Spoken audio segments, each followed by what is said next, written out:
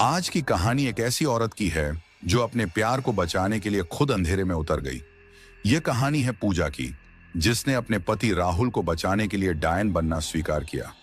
लेकिन सवाल यह है कि क्या जिस अंधेरे को उसने हराने के लिए चुना, कहीं वह उसी के अंदर तो नहीं उतर गया? क्योंकि दोस्तों, कभी कभी बचाने की कीमत इंसानियत से भी बड़ी होती है। तो दोस्तों, जो भी साथी पहली बार इस चैनल पर आए हैं, तो पहले इस चैनल को सब्सक्राइब कर लें और वीडियो देखने वाले दोस्तों से निवेदन है कि कहानी को पूरा जरूर सुनें, क्योंकि आखिरी में आपको ऐसा सच पता चलने वाला है जो आपने सोचा भी नहीं होगा कि ऐसा भी कभी हो सकता है। तो चलिए चलते हैं कहानी की ओर। पूजा और राहुल की शादी को 1 साल बीत चुका था। वो एक छोटे से शहर अंबिकापुर में रहते थे। ये वही अंबिकापुर है जो अपने हरे भरे जंगलों और पुराने मंदिरों के लिए मशहूर है। लोग यहाँ अभी भी पुराने रीति रिवाजों को मानते हैं, पूर्णमासी का व्रत रखते हैं और शाम ढलते ही घरों के अंदर हो जाते हैं। पूजा एक बहुत ही सीधी सादी लड़की थी। उसकी जिंदगी बस राहुल और घर के इर्द गिर्द ही घूमती थी। सुबह उठकर पति के लिए टिफिन बनाना, उसे ऑफिस छोड़ना, फिर शाम को उसके लौटने का इंतजार करना, यही उसकी दिनचर्या थी। राहुल एक प्राइवेट कंपनी में सॉफ्टवेयर इंजीनियर था। वो दिखने में साधारण, थोड़ा शर्मीला, लेकिन पूजा से बेहद प्यार करने वाला इंसान था। लेकिन हर खुशहाल जिंदगी की तरह इनकी जिंदगी में भी एक ऐसा राज था जो धीरे धीरे अपना मुंह खोल रहा था। पूजा को पहली बार एहसास तब हुआ जब शादी के 3 महीने बाद पहली पूर्णमासी आई। उस रात राहुल ने डिनर जल्दी खत्म किया और कहा कि उसे सिर दर्द है। पूजा ने कोई बात नहीं सोची, लेकिन रात के करीब 1 बजे उसकी नींद खुल गई। उसने देखा कि राहुल का पलंग खाली है।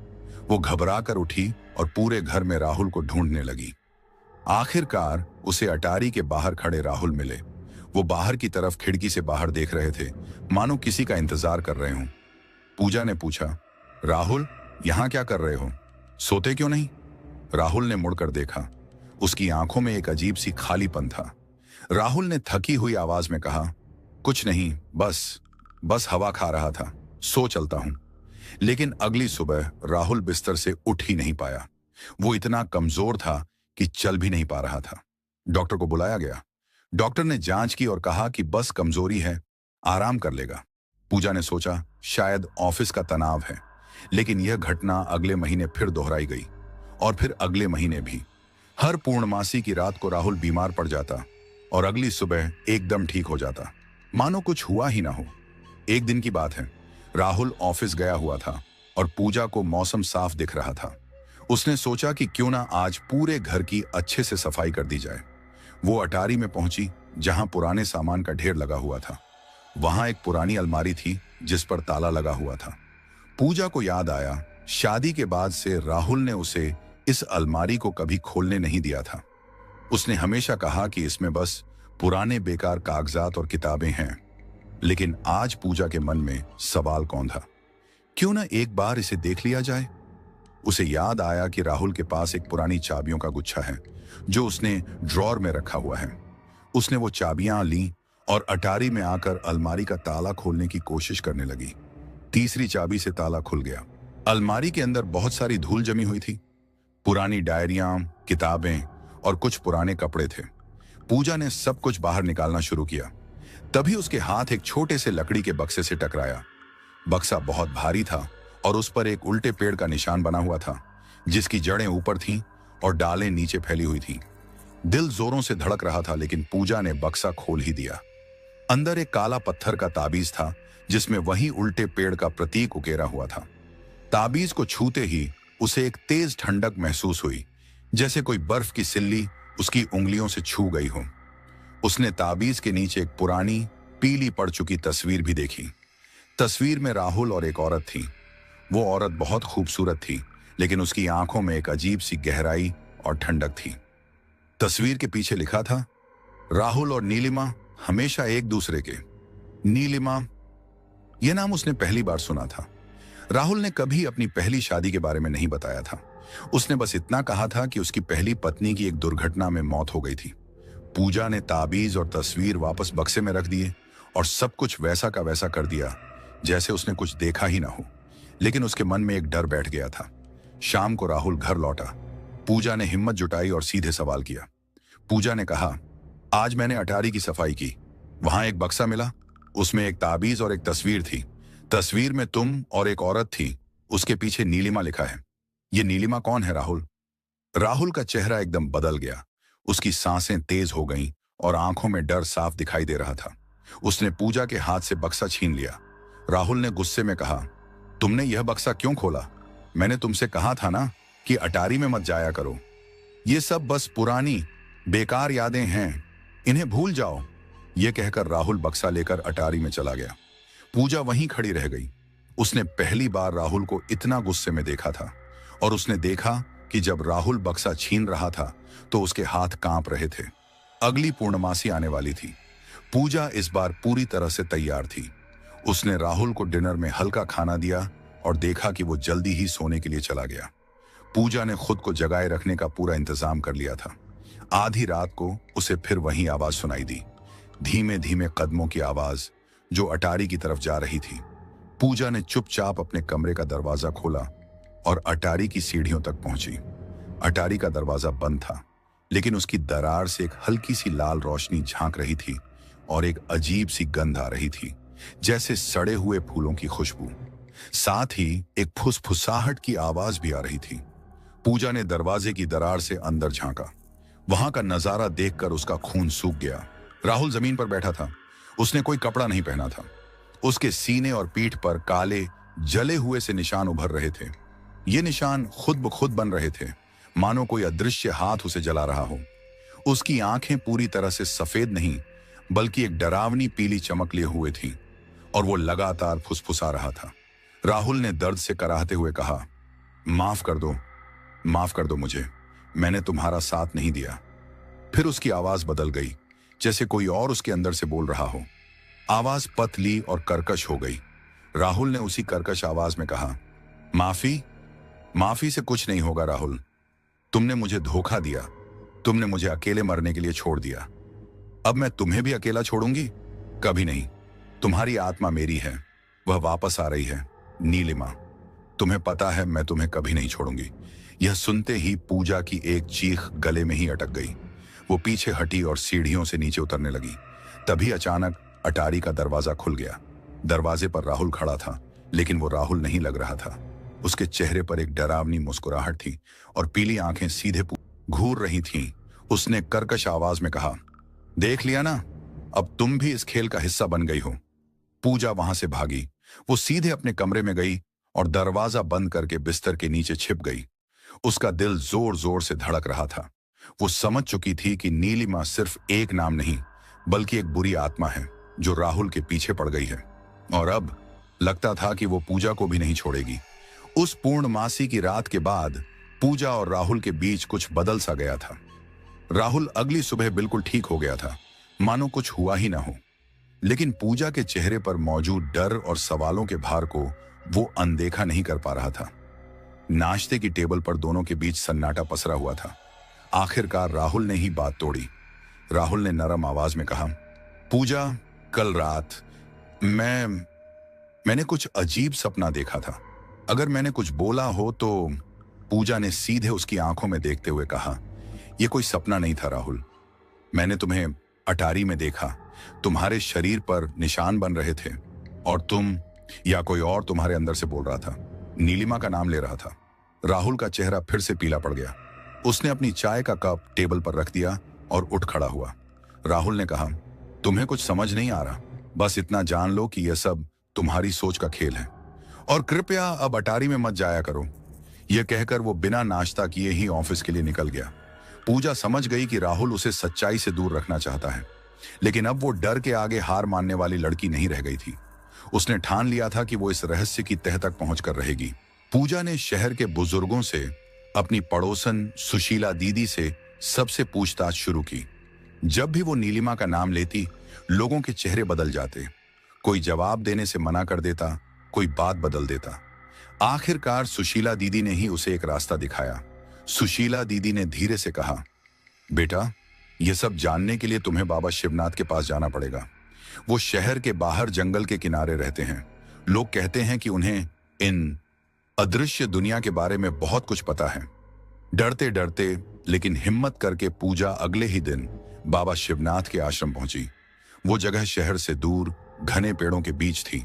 एक छोटी सी कुटिया थी जिसके सामने एक बूढ़ा आदमी धूनी रमाए बैठा था। उसकी आंखें बंद थीं, लेकिन लग रहा था जैसे वो सब कुछ देख रहा हो। पूजा ने डरते हुए कहा, प्रणाम बाबा। मैं बाबा शिवनाथ ने अपनी आंखें खोली।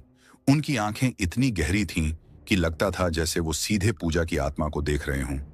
बाबा ने शांत स्वर में कहा, तुम आ गई। मैं तुम्हारे आने का इंतजार कर रहा था।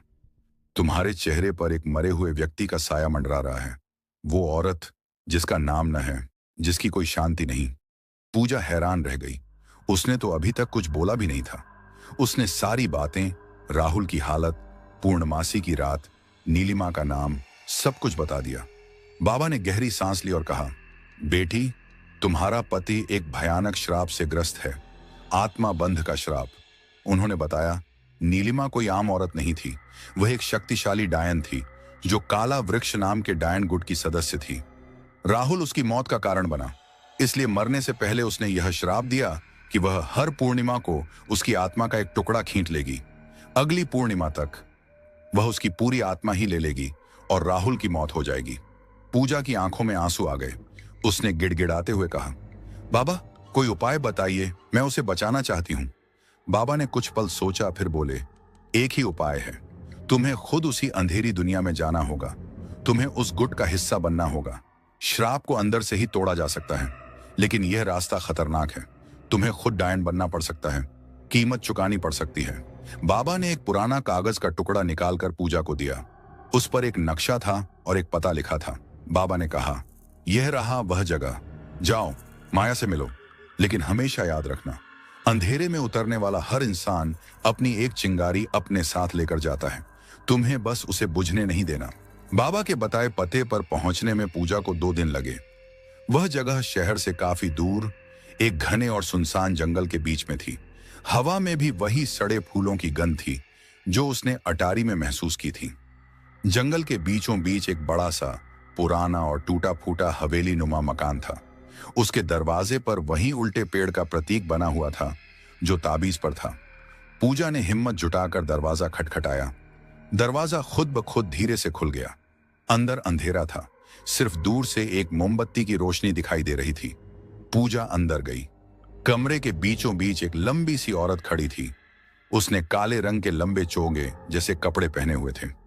उसकी उम्र का अंदाजा लगाना मुश्किल था। वह माया थी, नीलिमा की बहन और अब इस गुट की मुखिया। माया ने बिना किसी इंट्रोडक्शन के ही कहा, तुम आ गई। हम तुम्हारा इंतजार कर रहे थे पूजा। तुम्हारे अंदर डर है, लेकिन उससे कहीं ज्यादा ताकत है।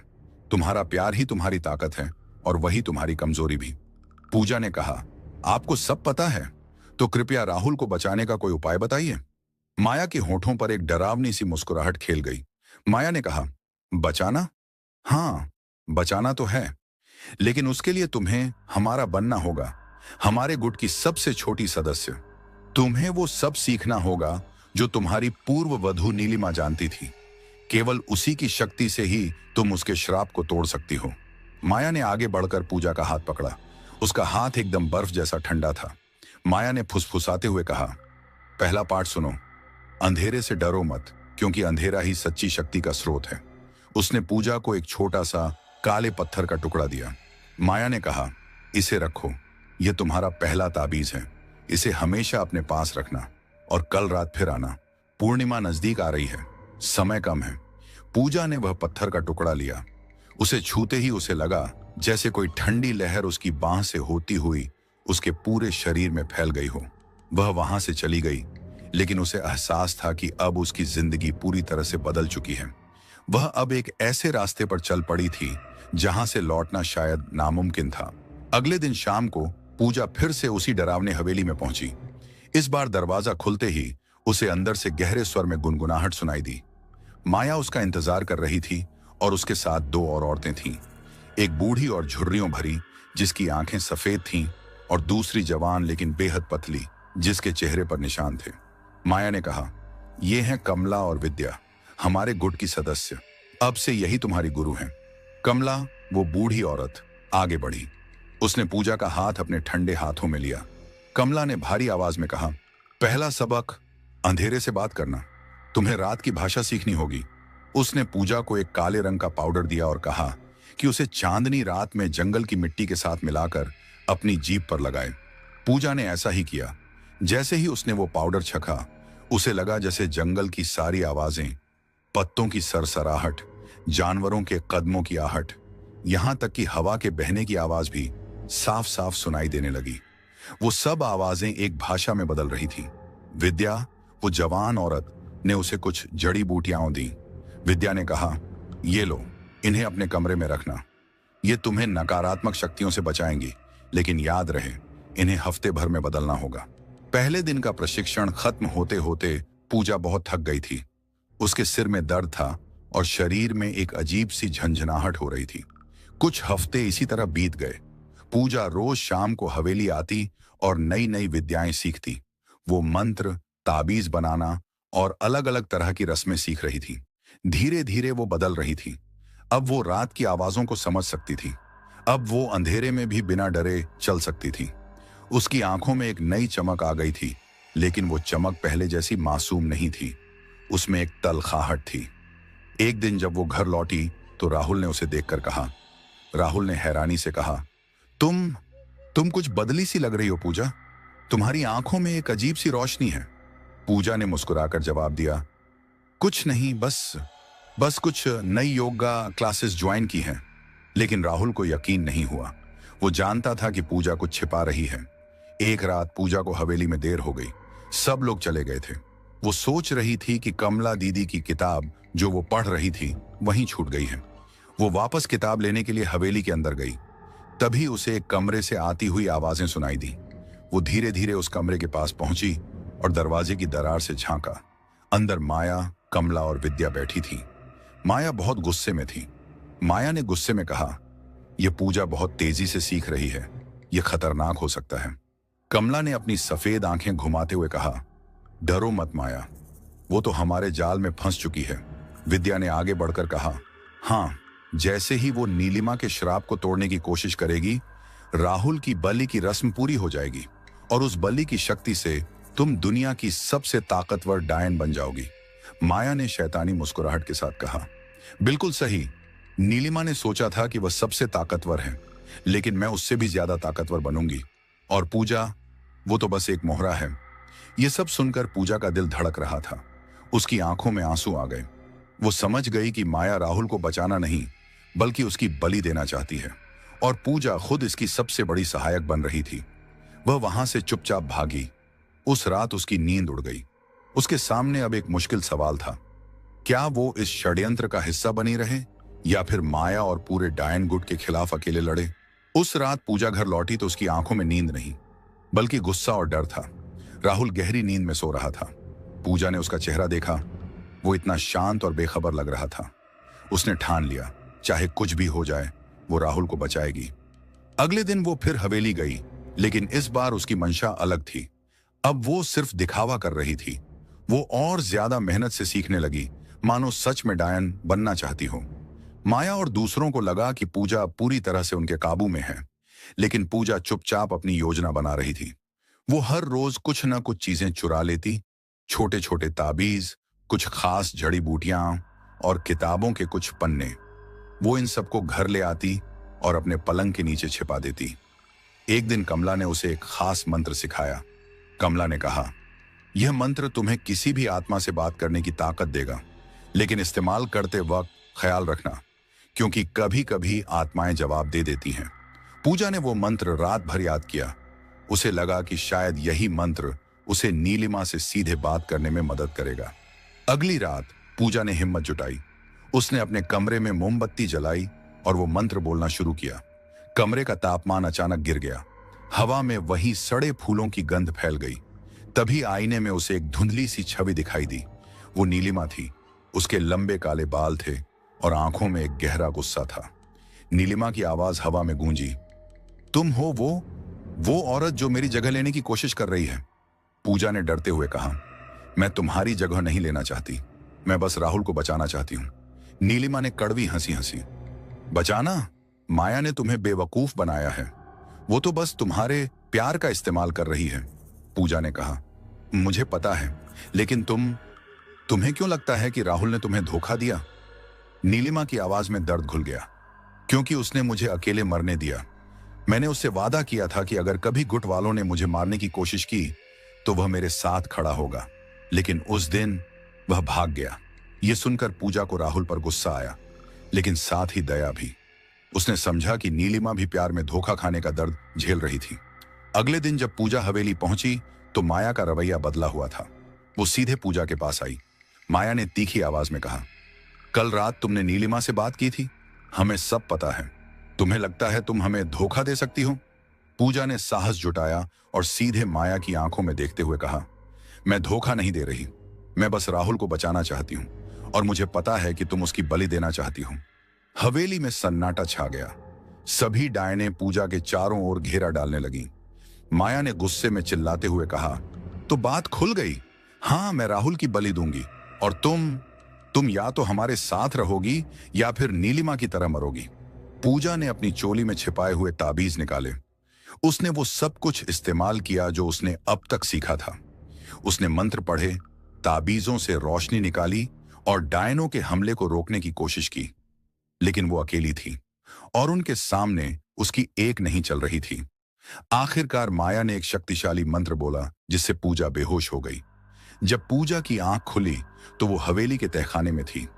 वहां बहुत अंधेरा था और हवा में नमी थी। उसके हाथ पैर बंधे हुए थे। दरवाजा खुला और माया अंदर आई। उसके हाथ में एक चाकू था। माया ने डरावनी आवाज में कहा, अब तुम्हारी कोई चाल नहीं चलेगी। अगली पूर्णिमा आने में सिर्फ 3 दिन बाकी हैं। उस दिन न सिर्फ राहुल की बलि दूंगी बल्कि तुम्हारी भी, क्योंकि तुम्हारी शक्ति अब मेरे काम आएगी। माया के जाने के बाद पूजा ने हार नहीं मानी। उसने अपने बंधन खोलने की कोशिश की। तभी उसे तहखाने की दीवार पर कुछ लिखा हुआ दिखाई दिया। वो नीलिमा की डायरी के पन्ने थे जो शायद यहां छिपा दिए गए थे। पूजा ने उन पन्नों को पढ़ना शुरू किया। उसमें नीलिमा ने लिखा था कि कैसे माया ने ही उसे धोखा दिया था और गुट वालों को उसके खिलाफ भड़काया था। नीलिमा ने यह भी लिखा था कि आत्मा बंध श्राप को तोड़ने का एक ही तरीका है, सच्चे प्यार की कुर्बानी। पूजा समझ गई। अब उसके पास सिर्फ 3 दिन थे। 3 दिन जिनमें उसे अपनी जान जोखिम में डालकर न सिर्फ अपनी जान बचानी थी बल्कि राहुल को भी बचाना था। पूजा ने तहखाने की दीवार पर लिखे हुए पन्ने पढ़े। ये नीलिमा की डायरी के पन्ने थे जो शायद उसने अपनी आखिरी घड़ियों में लिखे थे। एक पन्ने पर लिखा था, माया ने मुझे धोखा दिया। वो चाहती थी कि मैं राहुल की बलि दूं, लेकिन मैंने मना कर दिया। इसलिए उसने गुट वालों को मेरे खिलाफ कर दिया। मरते वक्त मैंने राहुल पर श्राप दिया क्योंकि वो मेरे साथ नहीं खड़ा हुआ, लेकिन अब पछतावा हो रहा है। श्राप तोड़ने का एक ही तरीका है, सच्चे प्यार की कुर्बानी। जो व्यक्ति श्रापित है उसके लिए अपनी जान देनी होगी। पूजा की आंखों में आंसू आ गए। उसने समझ लिया कि राहुल को बचाने के लिए उसे अपनी जान देनी होगी, लेकिन उसने हिम्मत नहीं हारी। उसने दीवार पर आगे बढ़ा। तहखाने की उत्तर दिशा वाली दीवार में एक डीली ईंट है। उसके पीछे मेरे कुछ जादुई सामान है, शायद किसी दिन किसी के काम आ जाए। पूजा ने तुरंत उत्तर दिशा की ओर रेंग कर जाना शुरू किया। हाथ पैर बंधे होने के बावजूद उसने हर ईंट को टटोला। आखिरकार एक ईंट हिलती हुई मिली। उसने उसे धक्का दिया और वो ईंट अंदर की ओर गिर गई। छिपे हुए स्थान में उसे एक छोटा थैला मिला। अंदर था एक छोटा आईना, कुछ जड़ी बूटियां, एक चाकू और एक काले रंग का ताबीज जो नीलिमा का निजी ताबीज था। पूजा ने चाकू से अपने बंधन काटे। अब वो आजाद थी, लेकिन समस्या थी तहखाने का दरवाजा। वो बाहर से बंद था। तभी उसे एक आवाज सुनाई दी। वो आवाज तहखाने की खिड़की से आ रही थी।